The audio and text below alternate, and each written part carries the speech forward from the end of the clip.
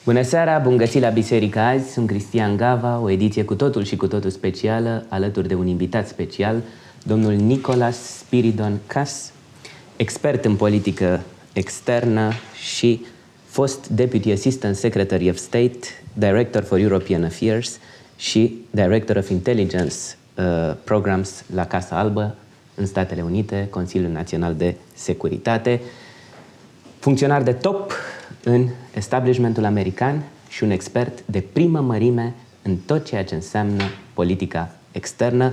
Good evening, Mr. Kass. Good evening, and Christian. we are very happy to see you together. Thank you very much. Always good to see you. Thank you very much. Good to I be thank here. you. We are living in a very difficult period. Yes, we are. With near the borders of Romania, we have a war against free world. How do you see today this war of aggression against an independent state? Well, it's a horrific. Thank you very much. I mean, it's absolutely horrific to think about the lives that are being snuffed out and the damage that's being done to Ukraine and, by extension, threatening stability everywhere. So my fervent hope is that the violence come to an end as swiftly as possible, and that people are able to start rebuilding and trying to get back to a semblance of normalcy. I think this is obviously a watershed event in regional history and also probably world history. The implications will be very widely felt and for a very long time. I think we're just starting to see some of the implications of those now. But what I've learned over the course of a 31-year career in government is, and doing, obviously forecasting of one type or another, many times things develop in ways that you can't foresee. And so prudence dictates that we probably try not to be try not to lean too forward into the future to see where things are going and to focus on the more immediate right now. And we will probably be able to assess as time goes on. But obviously, I think the first interests of all particularly the people who live in Ukraine, and I would say also for the Romanian people, would be to have the war end before it gets worse. This war proved also a huge solidarity between Euro-Atlantic partners. How do you see now relations between Europe and the United States? Well, it's an interesting question. I think Europe is a rather complex beast. There are a variety of different moving parts in it. All are sovereign states, obviously combined under both the NATO aegis, and in Europe, the EU as well, but still sovereign states. And so different states have different views about where things should go and how things should end. I think for the United States in particular, and for Romania, which I think is the most immediate thing that we should be focusing on, all of us should be focusing on, this demonstrates the importance of Romania as a key strategic partner for the United States, and one that I think will serve very, very well for the future and the ability to shore up stability in this very, very critical region. That is to say, this area from Greece all the way up to the Baltic Sea, which is both NATO territory, part of the EU, and I think almost everybody's part in the EU in this corridor. And that this will become a much more important area of our focus moving ahead. How do you see now, in this way, the importance of Romania, Poland, and Ukraine as partners? Well, I mean, I think first we should, in the context of the NATO alliance, we should focus on the NATO signatory members.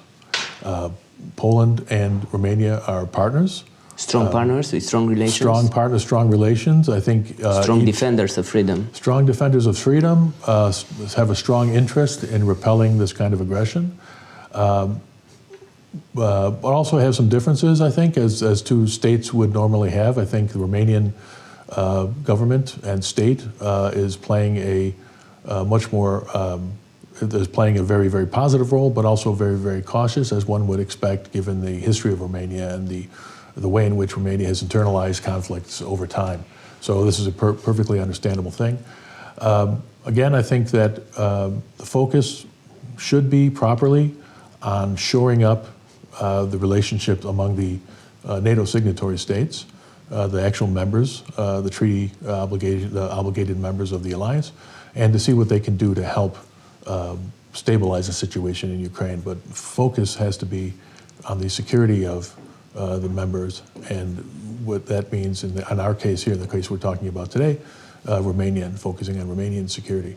And that security is not just military. I mean, it's not just, there's not just a military component to it. I mean, I like to think of the security relationships as the bones of a good bilateral situation, but there also needs to be strong commercial ties, and the stronger the commercial ties, I think, particularly between the United States, where commercial know-how is extremely important and extremely valuable, and Romania, then you can also insulate that relationship from, you know, other influences that will be coming out and trying to penetrate on the commercial side as well. So the security apparatus, security architecture is the key, is the bones of the relationship, but the meat has to be the commercial side. And I think that's what I'm hoping to see coming down the line.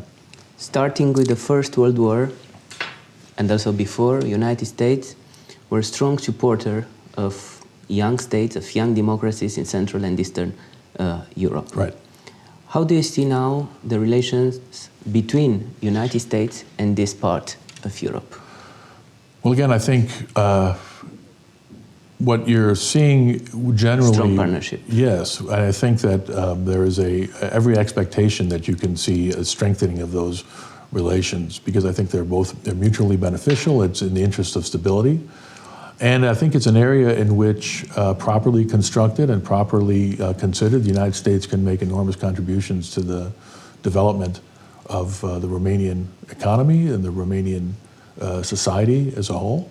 I think the first key to doing that, of course, is to try to promote regional stability. So it's one thing to shore up the NATO members and the security of NATO. The other thing now is to, in that context, to focus on ways to bring the war in Ukraine to a quick end, because the longer it goes on, the more problematic it is, obviously. And you're seeing some of the effects of that in the massive refugee flows that have come out of the country. There's probably still more that could happen.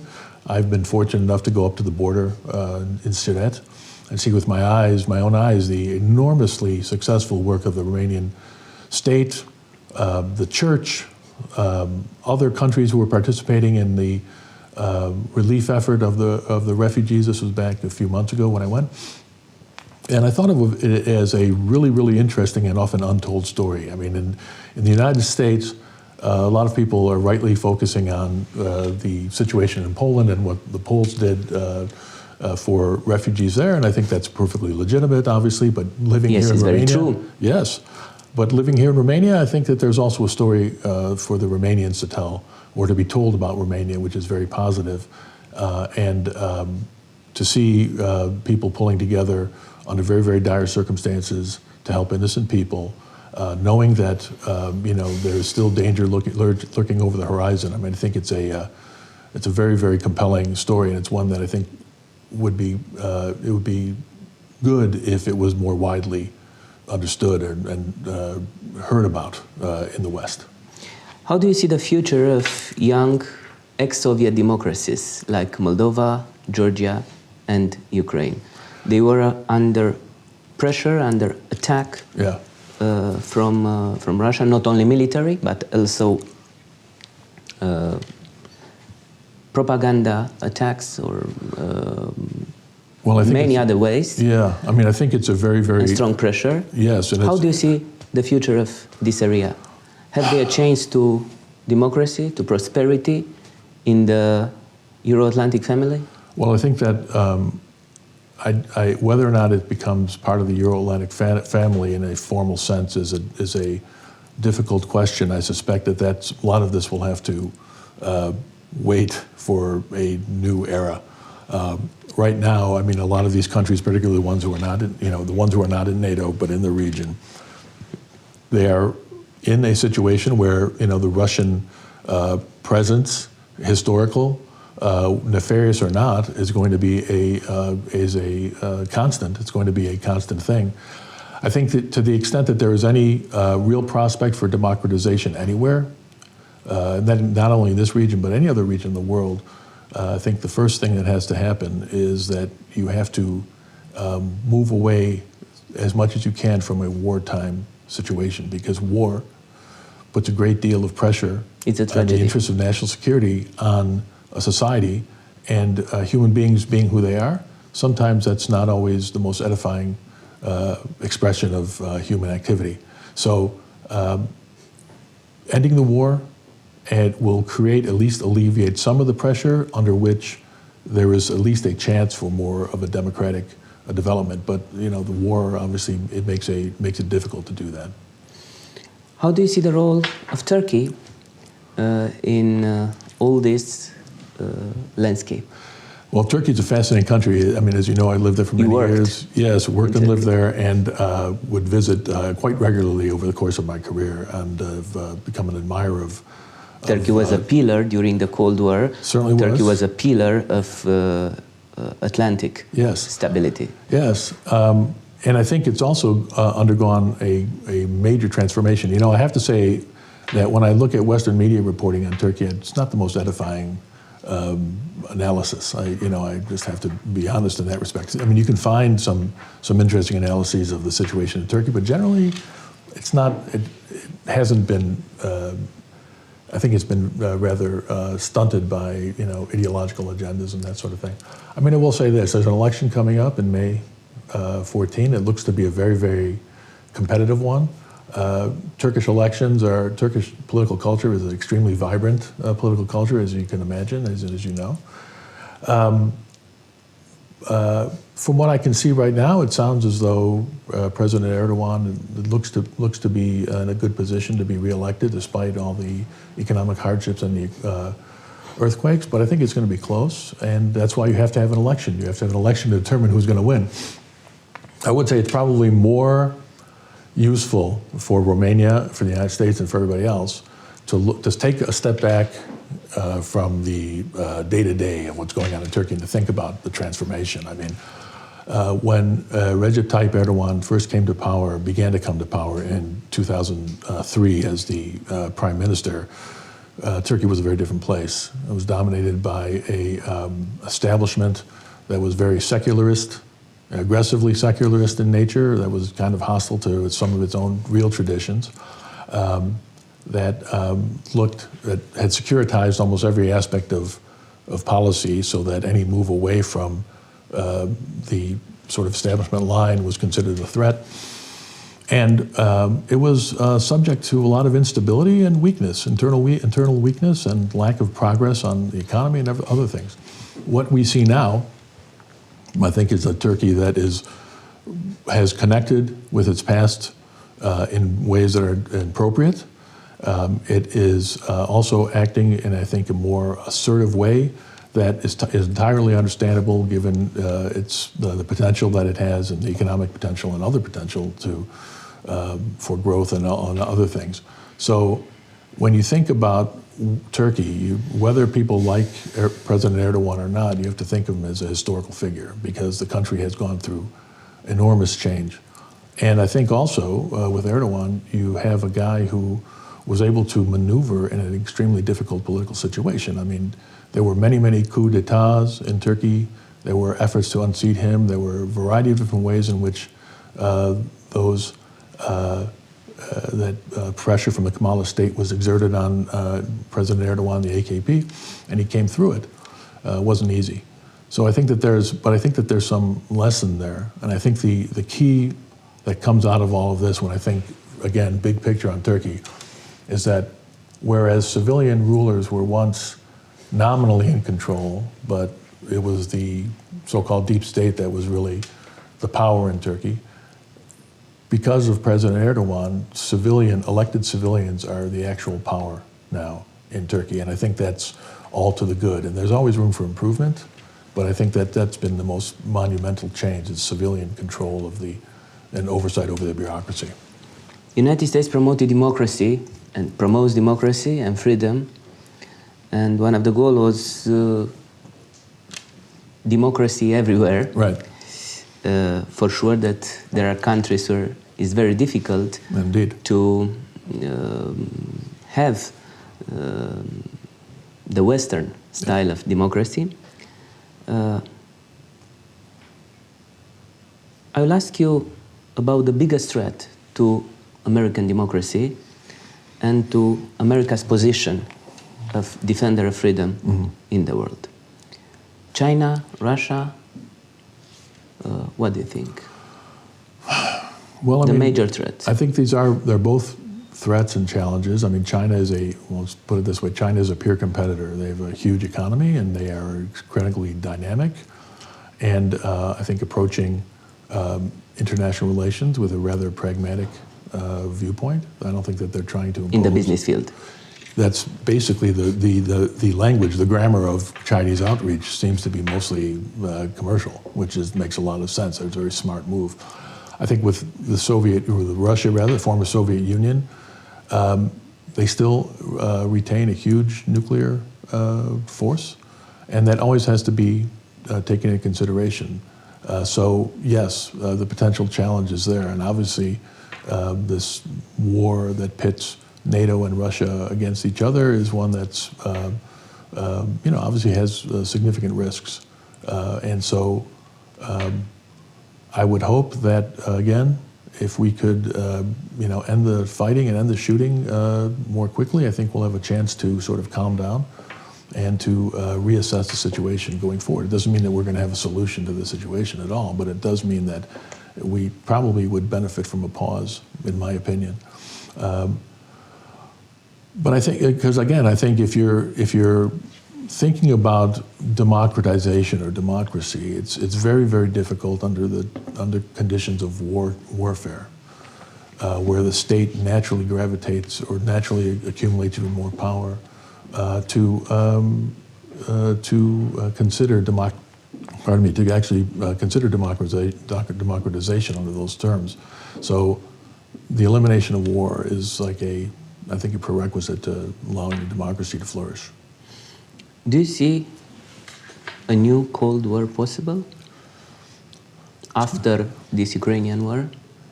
I think, it's quite possible. I mean, we're looking at the world in terms of authoritarianism versus democracy. I think there are people who are setting the stage for that kind of thing, and it may be well considered. My own perspective would be that to the extent that we can avoid going down that path, it would probably be better. A lot of that is not only within the responsibility of the United States and the NATO alliance, it's the responsibility of the other players in the world. You see that this is obviously becoming a much more complex situation. We're devolving, I think, from a unipolar to a multipolar world. I think a lot of people are trying to position themselves to best take advantage of that situation. I suspect that will be a big factor in complicating the return of a Cold War viewpoint, but I think there's a lot of pressure building in that respect, and of course open conflict is a breeder of that, so we'll have to see. How do you see the future of Euro-Atlantic integration regarding United States and European Union? Do you believe in further integration of the Western world? I believe that it's a really interesting question. I think that there has to be a balance between sovereignty of individual states who know best what's going on in their countries. Yes, for sure, they have their history. Right. So, for example, I think that the most important thing in this respect is to start out with an analysis of what's actually going on the ground in any particular area.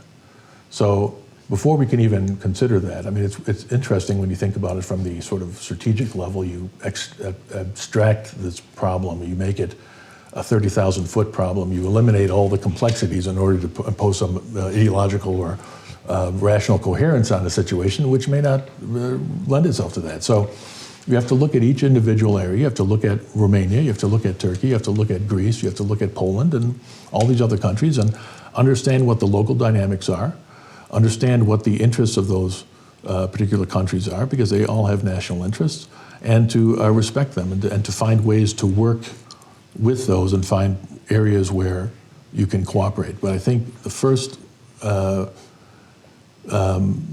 element of wisdom here is to understand the environment in which you're operating first. That's number one. After that, you can start thinking about where you might want to go.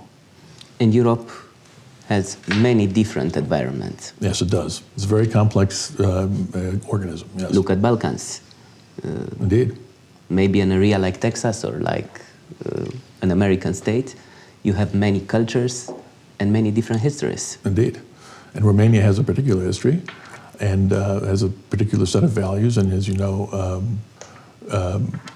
Latin, Slavic, in Balkans. Yes. There are Latin, Indeed. Slavic, Greeks, Orthodox, Muslim, Catholics. Catholics, Jews. There are a variety of different peoples with different perspectives. I mean, there are obviously commonalities that one can find, but again, I think the bottom line is, the first thing is, wise policymaking requires a very good grasp of the phenomenon in which you are examining.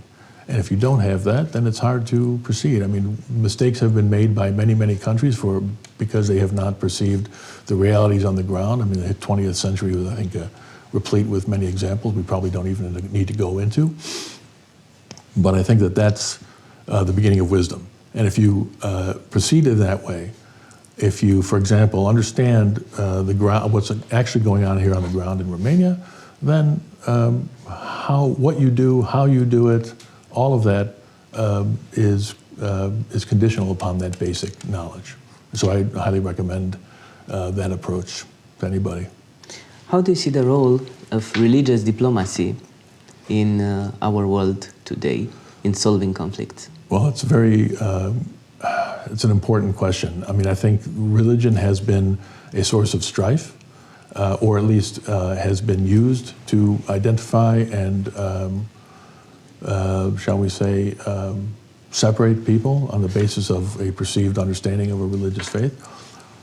I think that in this modern world, modern materialistic world, this postmodern world that we're heading into, that there's probably more commonality among people of goodwill and of faith than there is difference. Now, obviously, from the theological perspective, there will be a great difference between any of the great Abrahamic faiths on the margins, but there's also a great deal of continuity. What do people want? They want stability. They want family. They want family values. They want to be able to raise their children in peace. These are kinds of things that speak to our religious aspirations, I think, and can become the basis of a dialogue and outreach. So, you know, I've spent my life in trying to reach out from my perspective to the perspective, let's say, Muslims in Turkey, for example. And that's been very, very edifying for me. I've learned an awful lot. I've, discovered that there are people, and it's amazing when you think about it, how at the basic level, we're all basically looking for the same things. And so I think that is the basis of a dialogue, because again, in the world that we're facing today, I think there's more commonality among people who take the faith seriously than different. And so I think that's the thing to pursue. Yeah. How can we explain decline of Christianity in the Western world? Well, I know it's really an interesting problem. I know the church here is very, very much following it.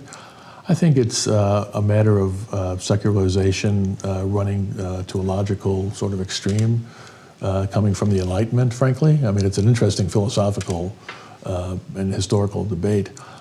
What I'd like to think is that, in this case, Romania may have some lessons for others. One of the things I'd like to do is to try to bring together people of faith from the United States and people here.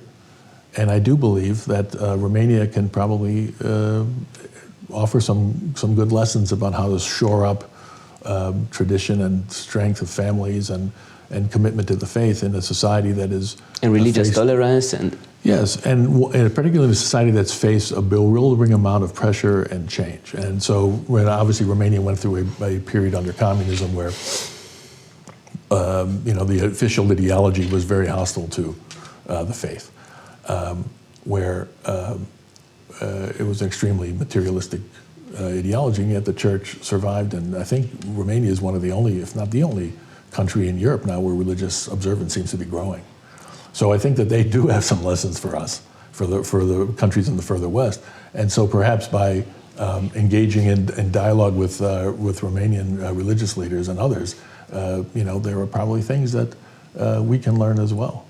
Just as the West, the United States, and even Brussels can impart some positive impetus for some decent reform in the sort of, let's say, the governmental sector, the oversight of various activities of government.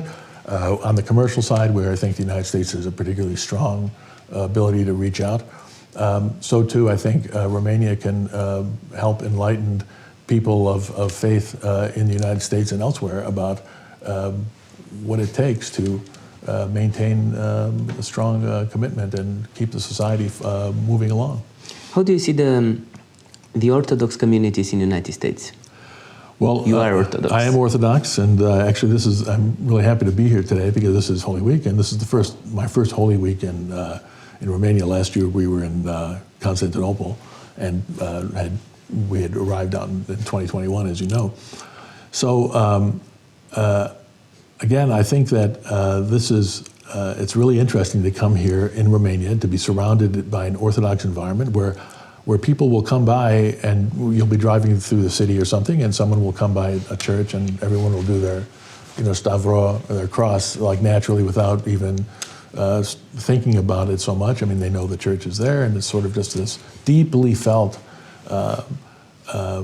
sense of the sort of permanence in the way Orthodoxy kind of permeates everything in the society.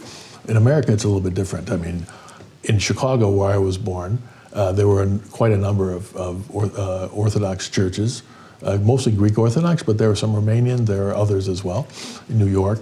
But in generally, it's a rare thing. So you can go many places in the United States and they won't know anything about the faith. But the communities there, I think, have tended to be strong. I think that they tend to resist some of the pressures that have been bombarding other communities in the West. I think that there's a strong reliance on family and faith. And it helps, I think, sustain people who are otherwise being buffeted by all the other pressures that are being brought to bear by the modern world. But it's interesting to come here where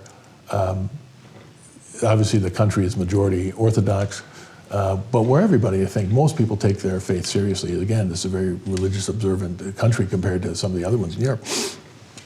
And so the challenge and the situation is a little bit different. But again, I think that there's probably lessons that Romania can impart to others on these subjects, and I would like to help obviously facilitate that in some way. No? How do you see the role of new Ukrainian Orthodox Church, national Orthodox Church, a new national Orthodox Church, in their struggle for freedom? Well, as a Greek Orthodox Christian, I look to Constantinople as my patriarchate because our church is directly under the aegis of New Rome, Constantinople, right? The ecumenical patriarch. So I'm very aware of the problem that was created by what I would say was a Russian effort to use the Orthodox Church as an instrument of Russian state power. In other words, sort of like an instrument of Russian aggression. An aggression against other nations and other states and aggrandizement and other churches. Yes, and aggrandizement. I mean, I think there's always the idea of the Third Rome that Soviet heritage, maybe. Yes. Right. There's only two Romes, right? There's the original Rome, and then there's the new Rome. And I think that according to the Orthodox tradition and hierarchy, we put great value on that. We should look to Constantinople as the first among the equals based on the historical record. Now, I know that there's a lot of debate and ferment in the Orthodox world, but I will say this, that an ecclesiastical dispute or a dispute between the churches or the elements of the church on authority in Ukraine, that's something that can go on. That's something that I think was almost inevitable based on my perception of the way Moscow was using the Russian church, again, to aggrandize Russian influence all over the place. But I think that in order for that to return to its, shall we say, the sort of terms of the debate that existed before the war, I think it's really important that that war end, and then that conflict, that disagreement, be managed in the process, in the context of the process that the entire church is set up to handle, as opposed to having the war affect this in this way. How do you see the fate of Christians in the Middle East? Well, this is... It was a tragedy. Yes. It is a tragedy there. It's extraordinary. And a good example of how to survive in a very difficult environment. Yes, and I think one of the tragedies of the 21st century was warfare, which led to the decimation of the Christian communities there. And these communities were thriving. And I think it's probably not as understood in the West, but because most people focus on the challenges that these communities always face, and they did. Enormous challenges, second-class status or whatever, however you wanted to describe it. But they were thriving until the war. The war created massive dislocations, and it's going to be difficult to rectify, if ever. But there are a lot of Christians out there still. They're still struggling to maintain a Christian life and a Christian existence there. I know that we have been in very, very close contact with the patriarchates out in the Middle East, and we know their commitment. And I think that they're, again, to the extent that there can be some connectivity between the Orthodox churches of the West, shall we say, and the Middle East, that will be a particularly beneficial thing. And I think actually the Romanian Patriarchate will play an enormous role in helping to facilitate that based on its history, but also based on its own inclinations. For example, I mean, right now we were talking about Turkey a little while ago. Romania and Turkey have very good relations. And I think as a consequence of that, that could give the Patriarchate here an opportunity to play a very, very positive role with respect to the Orthodox, the Ecumenical Patriarchate in Constantinople, and also as an entry to points further east. So I think that connectivity between the various patriarchates would be very important. That's something that I know me and my associates, and my business associates are always trying to encourage. And so again, I think there's a role here for Romania. Romania has some strengths and some abilities to play here in a way that perhaps few others can. There were strong communities and all communities of Christians in the Middle East who disappeared in the last decades. Yes. Everywhere there, not only Orthodox, but Christian communities. All different persuasions. And again, it's one of the great tragedies. The Christians this was the land of Christianity's birth, of Christ's birth. And to think of these communities being decimated and being eliminated, after 2,000 years of existence, and these communities would define themselves by their Christian faith. And to see that being diminished, I think it impoverishes not only, it's a tragedy on its own terms, but it also impoverishes the countries in which they were present. Their contributions have been enormous. Their contribution to the extraordinary culture of the Middle East has been enormous. And to the extent that can be preserved, whether it's in Syria or Iraq, where I know the government of the Kurdistan Regional Government has been very, very hospitable to Christians there in particular, or in Constantinople, where the Ecumenical Patriarchate is situated. The survival of these communities and these institutions will have an enormous repercussions, as with their elimination, on the fate first of Christianity, but I think of Orthodox Christianity, but then I think the wider Christian world, and also in terms of the political and cultural progress or development of these regions. So I think it behooves everybody to think about that. Those Christians who are interested in these issues should think, in my opinion, in terms of the survival of these communities as opposed to some abstract idea. I know we've talked about this before, but there is a notion, the idea of religious freedom, for example, in the West is a very, very important idea, but it's often understood in rather abstract terms. And it often is interpreted as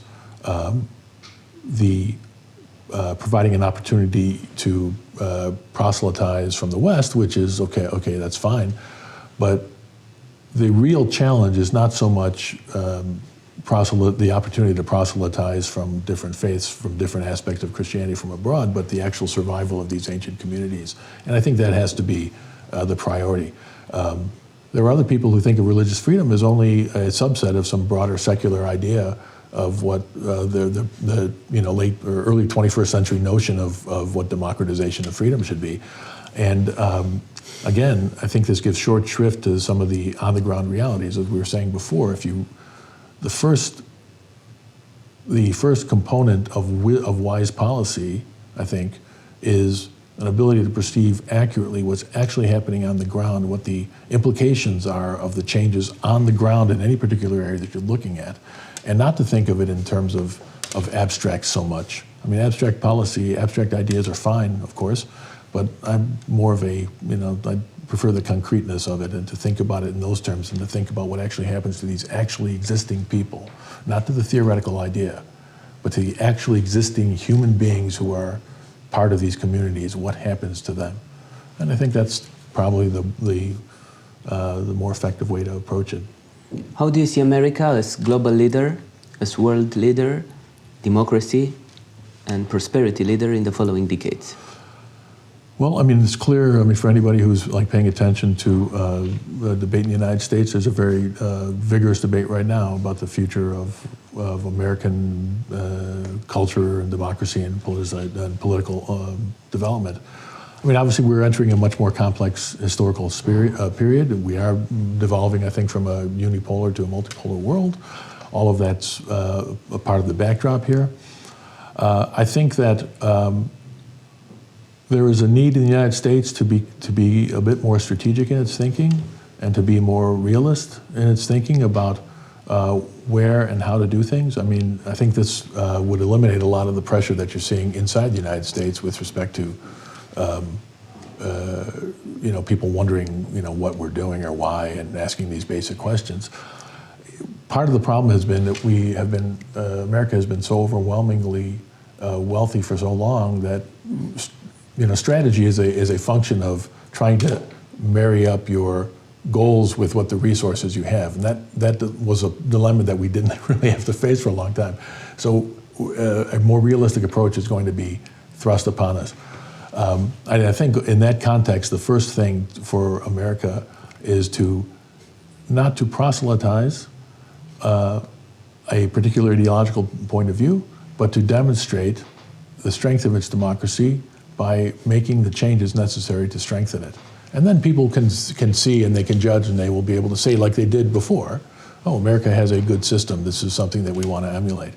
I do think that as that goes on, however, there are, again, ways in which America can have enormous influence, particularly if it focuses on more concrete things. Like, for example, we've spent a lot of time talking about the challenges and the difficulties the Americans face. But for a country like Romania, there's Romania, there's Eastern Europe, and then there's the great powers. And the question is, which of the great powers are the ones that can help Romania the most? United States for sure. And so a lot of people... And European partners. Right, and so people criticize the United States a lot, and a lot of it's deserved, of course. We're all human beings. But in comparison to the demands or the costs that would be placed upon Romania from by the success of another regional, global power, the success of those powers, I think the option, the clear option for Romania in particular is the United States. I mean, there's no real substitute, particularly compared to the other ones. So, yes, we have some challenges at home. We have things that we need to do, but we still provide, I think, the best option, shall we say, for countries like Romania, particularly when it comes to helping achieve the kind of level of prosperity that would allow Romania to take its rightful place in Europe and Central Europe. There's enormous potential here. There's many, many things that can happen, I think, that will elevate Romanian, the economy and society. And I think the American influence on those issues would be paramount. The more American commercial and business relationships that we can establish here would be better. And I think the Romanian government and state, to its credit, recognizes that. I was at the AmCham meeting not long ago, and both Prime Minister Ciucă and President Ciolacu were talking about those issues and the importance of that transatlantic tie. So I think that speaks well of Romania's own strategic foresight. Do you believe that this war of aggression against Ukraine is the last colonial war in our area? Because here we had some very big experiences, starting with 1956, with Hungary, with Russian aggression, Soviet aggression against Prague, against Prague Spring, and after Georgia in 2008, Moldova, Transnistria in 1992, and now a large-scale war against Ukraine. Right. Do you think that our support for Ukraine will make this war to be the last war of Russian aggression in Central and Eastern Europe? I don't think, I mean, I think the thing that will prevent that from happening are a couple things. One, solidarity within NATO, particularly between the United States and countries of Central Eastern Europe, as we've discussed before. That will be a key to this. Secondly, the removal of undue pressure on the apparatus of NATO itself. Anything that fuels the tensions within and among the NATO states or the EU states is something to be avoided. So I don't think it's, again, I think that one of the consequences of Ukraine has been to illuminate or to increase, shall we say, those tensions in a way. Despite the broader effort, I think we're all sort of united, but within there's a sort of subliminal or subterranean sort of tension going on in a variety of different places.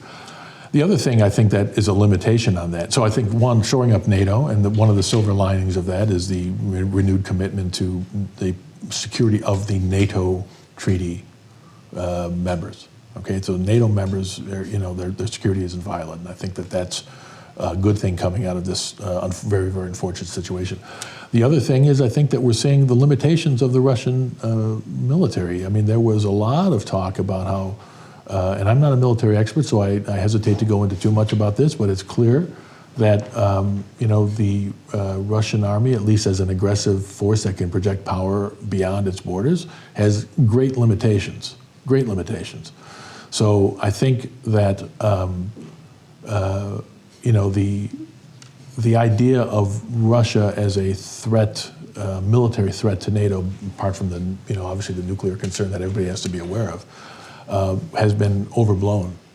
So I think that if we focus on preserving NATO, strengthening the commitment among NATO states, eliminating the causes of external causes that create tension on that apparatus, then I think we're going to be all better served. So again, I think that a realistic approach to what's happening, a clear-eyed approach to what's happening, will be a really, really important thing for us, and to stop thinking ideologically and to think more in terms of actual concrete realities on the ground. We'll finish our dialogue. The time has passed. I want to ask you about the future of the Romanian-American relations. Yeah.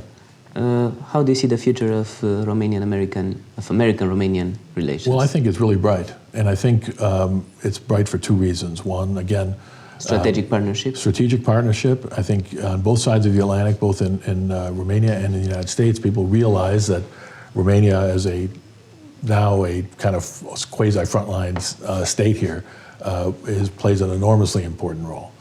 And I think that strategic cooperation, military cooperation within the context of NATO and defending NATO is a very, very healthy and beneficial thing, and actually helps relieve pressure and tensions in Romania, because it will help assure the public that they are protected as they should be in any kind of in the NATO environment. Secondly, though, and I think this is where things will get even better, the key to the long-term sustainability of anything is going to be the commercial ties. And I think that people are starting to look at Romania now as an opportunity, a place of opportunity. And I think that the extent that we can stabilize the situation in the region politically, the more that gives an opportunity for people to make the kind of investments here that I know many of us are encouraging and seeking. And I think that is all to the good for the permanence of Romania-U.S. ties. I thank you a lot for being near us. Thank you. I thank you a lot. Thank you very much. Alături de noi a fost expertul de primă mărime în politică externă american, domnul Spyridon Kass. Sunt Cristian Gava. Până săptămâna viitoare, rămâneți alături de Trinitas TV. La revedere!